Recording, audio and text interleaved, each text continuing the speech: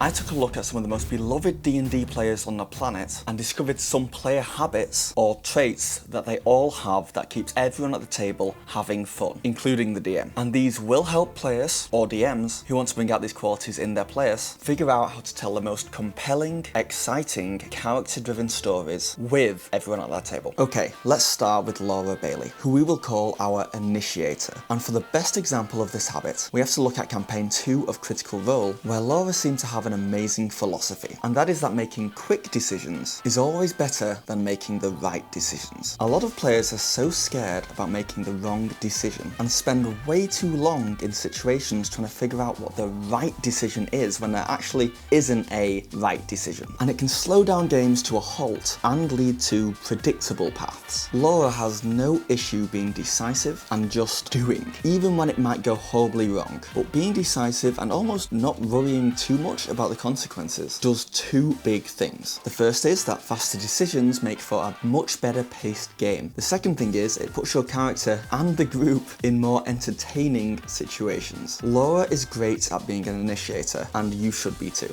And it's as simple as just thinking about what your character would do in any situation and then doing the first thing that pops into your head. And yes, still obviously try to make the right decisions, but just as fast as possible. And the next habit is one that will help you do just that. So let's talk about Emily Axford, who is our Optimiser. Emily is a master at balancing a character between being incredibly flawed and interesting, and also optimizing the hell out of them. Brennan Lee Mulligan once described Emily as being one of the best D&D players in the world, endlessly creative, fun to play with, and also sent from hell to kill him. And it's very obvious why Brennan would say this. Watching Emily for any amount of time, whether that's on Dimension 20, Critical Role, or Not Another D&D podcast, it becomes very clear that Emily knows the game inside and out. Maybe not every rule from a DM perspective, but definitely when it comes to her own characters. And the other characters too around the table. She knows what every class is capable of. And this can be seen when she plans out these massive, multi-step tactical moves that leaves the whole table in awe. Or doing something as simple as sending out her familiar to fly by an enemy to give her teammate Rogue sneak attack opportunity. She knows what her character can do at any given moment. And she knows what other classes can do too, so she can support them in their moments. It's obvious that Emily has not just played this game a lot, she studies it. She finishes a session of D&D, probably, goes home and revises. She knows the player handbook, she knows the rules, and most importantly, she knows her character sheet. And this has a ton of other benefits too, outside of just being able to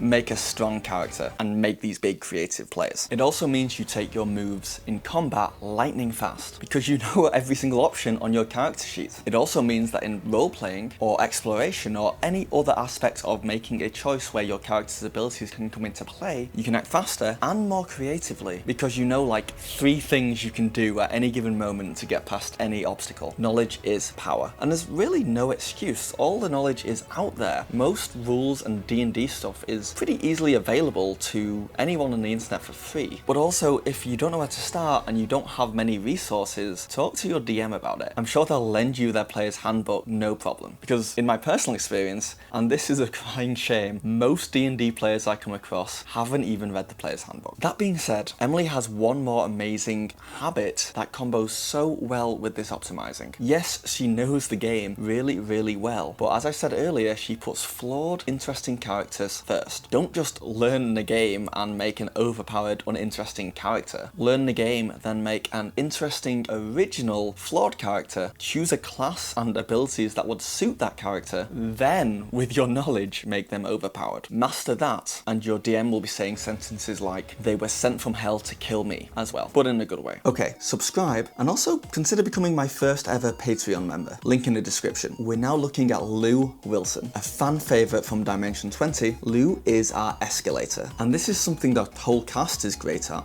but for me, Lou is the ultimate. And it's to do with pretty much the most basic foundation of improv, yes-anding. When someone says something, you say yes and. But this is so important in D&D especially because it ticks 2 boxes. The first is agreement. You agree with something that someone just said and you acknowledge that it's real, it is happening, you're in it. And the second box it ticks is contribution. You're adding to it. So when a DM says you're in a tavern, tavern, what do you do now? And you say, I pickpocket an elf. That's you yes-anding. Yes, you're agreeing with the premise, you're in a tavern, and the and part is you continuing the story. You're contributing. It's at the very heart of D&D, and it's something Lou does so well. If another player, or his DM, says something, Lou not only agrees with it and contributes to it, but he often escalates it. And this is what you should strive to do at your table. Never shut things down that are happening. Always yes and when you can, escalate. Take what the other people around the table give you, agree with it, contribute to it, and then bounce it back to someone else. And when you do this a lot, subconsciously, the other players will all start following suit and do it too. And before long, the whole table will be bouncing off each other with agreement, contribution, and escalation, which is really what D&D is all about. Okay, let's talk about Liam O'Brien. Liam has a knack of creating deep characters who make real connections with the world. But the more he plays D&D and the more I see him over the years, he's also become more and more of an enabler. By this I mean he still chooses these cool, attention-grabbing characters, and he still takes the spotlight from time to time for cool moments, but he never lets the light shine on him for too long, and will often move attention off of himself onto the other players. And this to me is a peak example of a great D&D player. Liam appears to actually care about the rest of the table having a great time more than himself. And like I said, he still gets these cool moments for himself, but a rising tide lifts all boats. Don't think about that analogy too much. But if you as a player spend time listening to other players and their wants and needs in the game, and then start setting them up for these cool moments, a real collaboration begins. You'll be surprised at how many players actually get a little bit jealous of other players around the table. They get jealous when someone does something cool or has a really good moment or rolls really high damage or gets to kill a creature. Especially new players, and it's entirely natural and normal. This is an unusual game of collaboration, and a lot of people new to the TTRPG space have only ever played competitive games. But when you get out the mindset of wanting to do the most damage or wanting the attention on yourself and actually get invested and care about the other people at the table and the stories they want to tell, and most importantly you start setting them up and helping them find success, that's when the magic happens. And there's a bunch of other great player habits tied into this as well, like not talking over other people and not trying to steal character moments from other people. But it really does boil down to enabling everyone else around the table to have the best possible time they could, all while still having fun yourself, of course. And just a free bonus habit that Liam has in particular, though a lot of people do, and it makes him endlessly entertaining, is that he describes what his character's doing in a similar way the DM would. Rather than say I move 30 feet forwards and try and hit him with my attack, Liam would describe how his character moves, will describe the facial expression, the thoughts behind it, and how he actually attacks. It makes every move he takes